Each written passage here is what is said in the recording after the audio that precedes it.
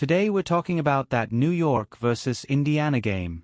And let me just say, the refereeing was a joke. It wasn't even just bad. It was one of the worst refereed games I've seen in a long time. You've got Sophie Cunningham posting about it on TikTok. Seriously, is this real? She needs to make another TikTok trashing the refs. But wait, that's not the TikTok I'm talking about. Sorry about that. Stephanie White was talking to the referees. And honestly, while I'm not convinced she's doing a great job coaching the Fever, she's been solid with the media. However, let's talk about Caitlin Clark. She was fouled about 4 times before the ball was stripped cleanly.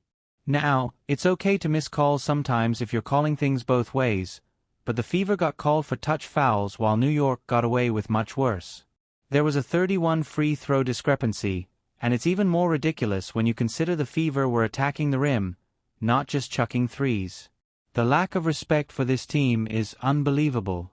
It's disappointing that the refs aren't calling things both ways, but we can't let it consume us. We've got to control what we can control.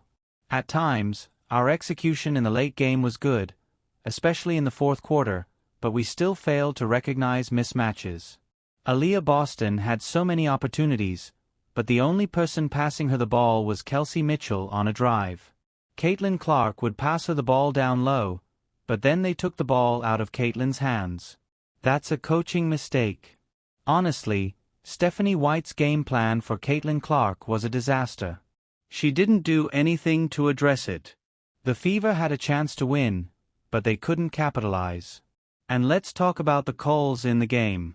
Natasha Cloud literally fouled Caitlin Clark, and the refs missed it. If that call had been made, Caitlin would have gone to the line and had a chance to win the game. But instead, they let it go. It's also funny seeing Caitlin Clark get so much hate, especially from the anti-Caitlin crowd. These same people were the ones who demanded an investigation over a dolphin noise. It's just ridiculous. After the game, Caitlin was clearly upset and the refs didn't do her any favors. She's been getting hacked for 3 games in a row now.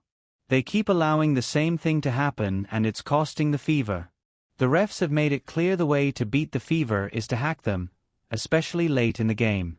Stephanie White is not getting a pass here either. The inbounds play was awful. Twice now, Caitlin gets the ball with no pressure.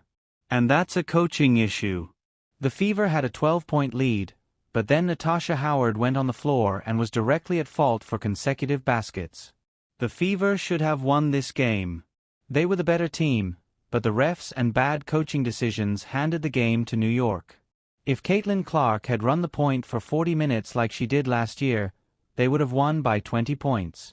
But instead, the game ended with bad calls, bad coaching, and the refs deciding the game. The Fever were robbed.